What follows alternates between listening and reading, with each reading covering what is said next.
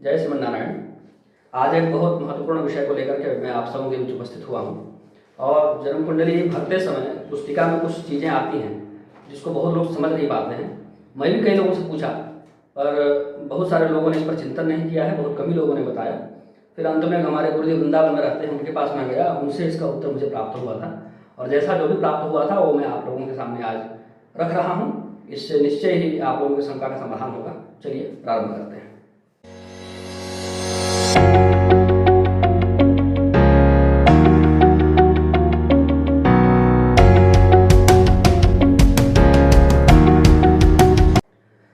अभी गया से एक मेरे पास स्क्रीनशॉट शेयर किया गया था जिसमें किसी ग्रुप में किसी ने पूछा था कि जन्म कुंडली में जो 5 चीजें भरने के लिए आती हैं, दिए, खे, दैवत्य और कहीं पर है हंसके और युंजायाम,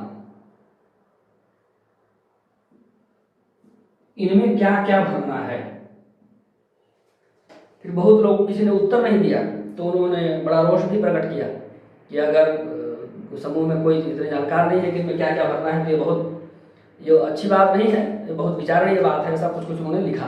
वह स्क्रीनशॉट मेरे पास हमारे किसी छात्र ने भेजा था। भेजा तो बहुत पहले ही था पर मेरे पास समय नहीं हो पाता है कि किसत पर उस समय तो उत्तर जो मैंने दे दिया सो दे दिया। फिर उन्होंने कहा एक वीडियो बना दीजिए। वीडियो बनाने का फुर्सत हो तो वीडियो बनाए, फिर उसको एडिट करें, फिर अपलोड करें, बड़ा लंबा चौड़ा प्रपंच हो जाता है। इस वजह से चलिए आज टाइम मिला है तो थोड़ा इस प्रपंच से हम लोग जो है उलझ लेते हैं, उलझ लेंगे फिर बाद में सुलझ भी जाएंगे। ये पहले शब्द है।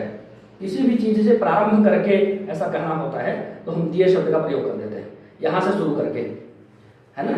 तो यहाँ इसके शुरू में वर्ण भी लिखा रहता है, वर्णाद्य ऐसे लिखा रहता है, कहीं कहीं पर वर्णाद्य लिखा रहता है, वर्ण से प्रारंभ करके। और उसके पहले जब आप जन्म कुंडली में देखेंगे तो चंद्रमा से पर आधारित है वो। चंद्रमा इस राशि में है, चंद्रमा इस नवांश में है, फिर वहां पर वर्णाद्य किस वर्ण से प्रारंभ करके। सभी नक्षत्रों में 4 वर्ण दिए हुए हैं। जैसे अश्विनी में चू, चे, चो और ला, ये 4 अक्षर हैं। चू, चे, चोला, अश्विनी, रोता, लीलू, लेलो, भरण, लीलू, ले और रो, ये 4 अक्षर भरण के। तो व्यक्ति का जन्म जिस नक्षत्र के जिस चरण में हुआ है उसका कोई अक्षर है, उस अक्षर को यहाँ पर लिख लेना है।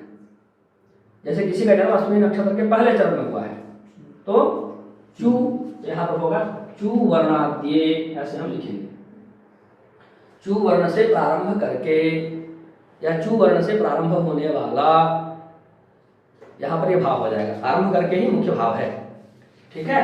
ये हो गया वर्णाद्य। फिर खे, ख्य शब्द का प्रयोग होता है किस नाम से वो जाना जाता है, किस नाम से ख्यापित है। ख्यापन के अर्थ में खे शब्द का प्रयोग करते हैं। वह जो नक्षत्र है, जिस नक्षत्र में व्यक्ति का जन्म हुआ है, वह किस नाम से, किस संज्ञा से जाना जाता है।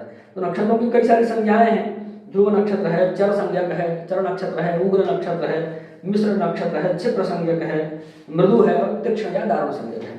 मुहूर्त चिंतामणि के नक्षत्र प्रकरण में ये सब बातें दी हुई हैं। तो रोहिणी, तीनों उत्तरा यानी तीनों उत्तरा यानी कि उत्तरा फाल्गुनी, उत्तराषाढ़ा और उत्तरा भाद्रपदा, ये इन तीनों नक्षत्रों की, तीनों उत्तरा नक्षत्रों की और रोहिणी की, यानी इन 4 की क्या संज्ञा होती है? ध्रुव संज्ञा। ये सभी ध्रुव संज्ञक नक्षत्र कहलाते हैं। इसके बाद पुनर्वसु, स्वाति, श्रवण, धनिष्ठा और शतभिषा, ये सभी नक्षत्र चर संज्ञक नक्षत्र कहलाते हैं। अभी मैं नक्षत्र माहेश्वरी ग्रंथ में ये सारणी मैंने दिया है, वहीं से पढ़ रहा हूँ। मुहूर्त चिंतामणि के नक्षत्र प्रकरण ये सब बातें दी हुई हैं, वहां से आप लोग देख सकते हैं।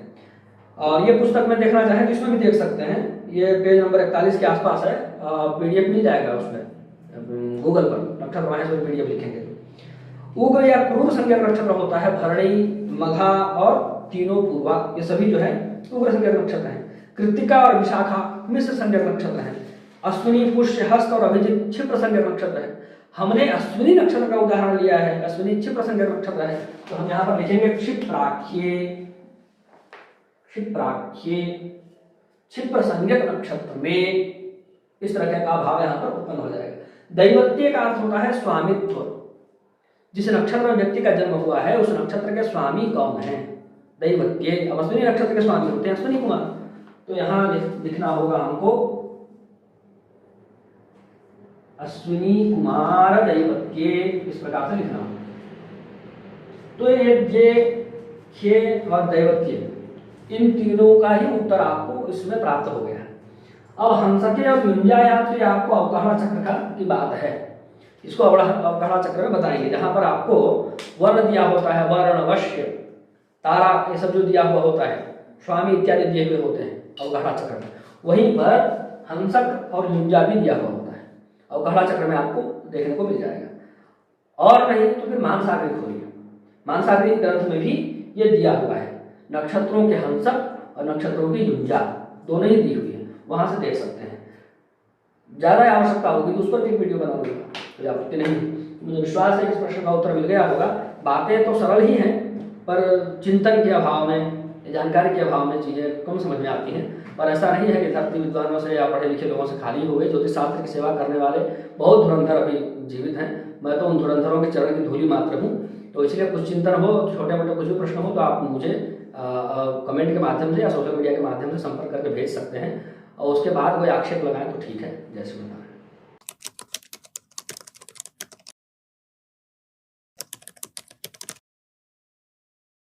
श्रीमते रामचंद्राय नमः।